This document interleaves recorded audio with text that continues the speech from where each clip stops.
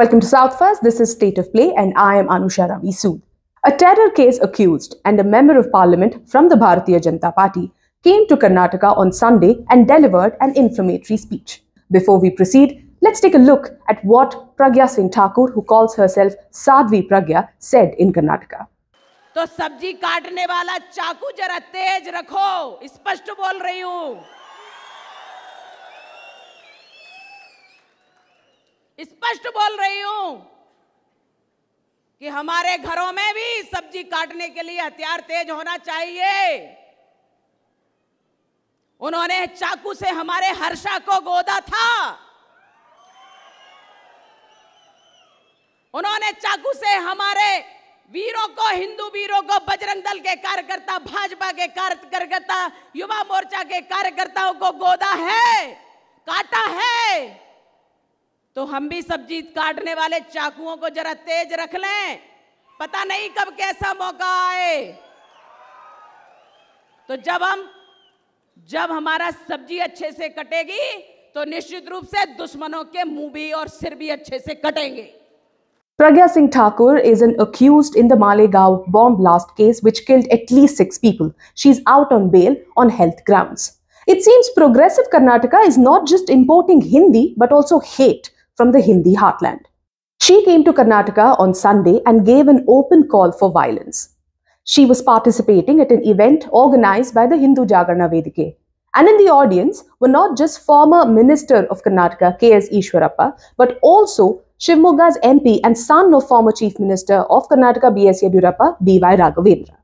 So who is Pragya Thakur? She is a Hindutva icon, infamous for her inflammatory speeches, controversial statements. She has a huge following among the far right. She is currently an accused in the Malegaon terror case but is out on bail on health grounds. Her ailments have often stopped her from appearing before courts, has also ensured that she continues to be on bail. But it doesn't stop her necessarily from traveling to different parts of the country and delivering inflammatory speeches, or stop her from playing basketball for that matter. Pragya Singh Thakur was given a ticket by the Bharatiya Janata Party despite continuing to be an accused in a terror case, and she won with a thumping majority. Right from day one of her parliament when she took oath, she has been a controversial figure. Pragya Singh Thakur named Mahatma Gandhi's killer and independent India's first terrorist Nathuram Godse a patriot, which led to chaos in the parliament naturally. Her statement even brought condemnation from Prime Minister Narendra Modi himself, who very famously in a television interview said he will never be able to forgive her from the bottom of his heart. But no action followed.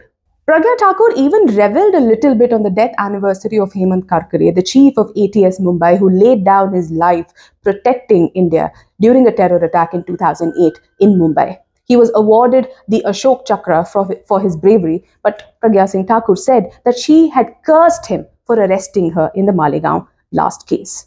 After South First reported on the inflammatory speech delivered by Pragya Thakur on Sunday in Karnataka, many people, citizens, journalists, advocates, parliamentarians, politicians cutting across party lines like Asaduddin Owaisi and Jairam Ramesh demanded action against the BJP MP.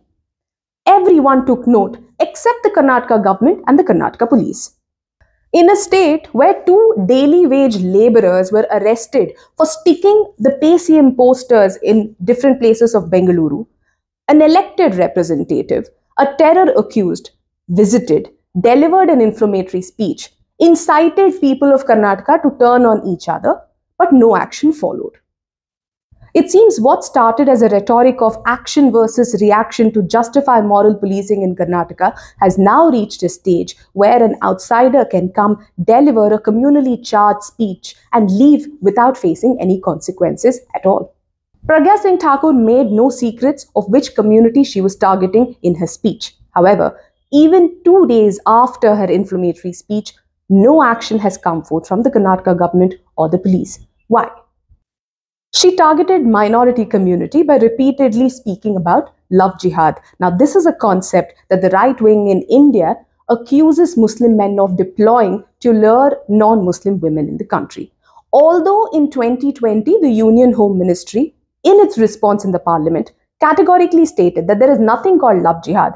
Hindutva outfits have repeatedly resorted to this bogey to vilify or villainize the Muslim community. Pragya Thakur in her speech insisted that this was the time for retaliation, and retaliation, according to her, is for Hindu families to at least sharpen the kitchen knives in their homes so that just as they cut vegetables, they can also cut faces and heads of their enemies. She goes on to say, you never know what kind of situation or opportunity might arise. Quite a problematic statement to make in a public event, yet no action has been initiated against her. If anything, the government and the police have chosen to look away.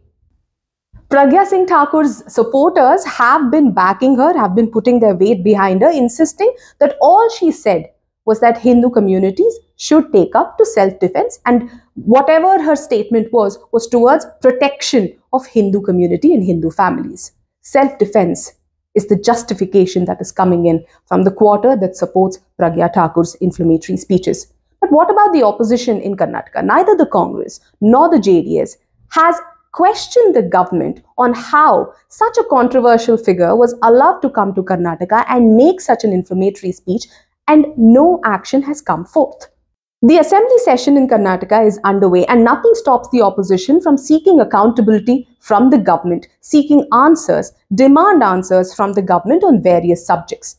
Incidentally, just last week, the assembly in Karnataka passed a resolution over the Karnataka-Maharashtra border issue.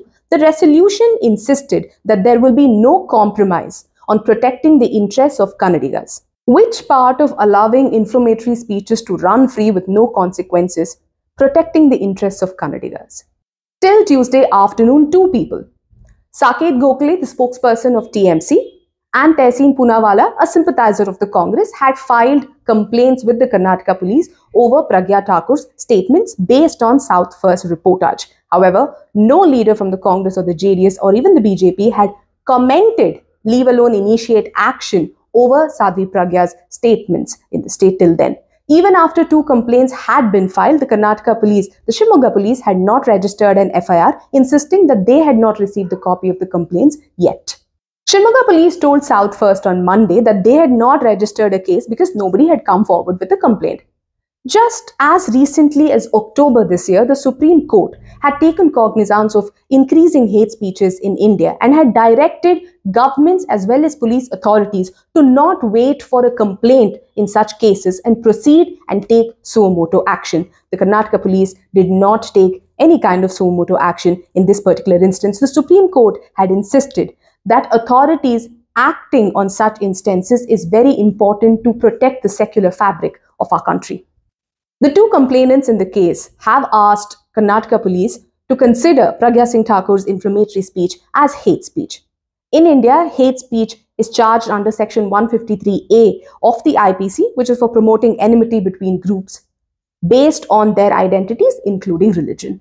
If there was any doubt that the upcoming election in Karnataka is going to see a hateful, disruptive and communally charged campaign, Pragya Singh Thakur's speech, the rousing applause that she received for her speech, as well as the inaction and silence that followed, both by politicians and police, should put all doubts to rest. Referring to the murder of Hindutva activist Harsha in Shimoga, whose family she met later, Pragya Singh Thakur asked Hindus to have weapons at home to ensure that they retaliate when they are under attack. Harsha's case, along with that of Praveen Nettaru, was transferred to the NIA by the Karnataka government. Other than that, families of both Harsha and Praveen Nettaru were offered compensation, government jobs, assistance from the government. The same kind of initiative, however, did not come when it was a Sood or a Mohammad Fasil who was murdered.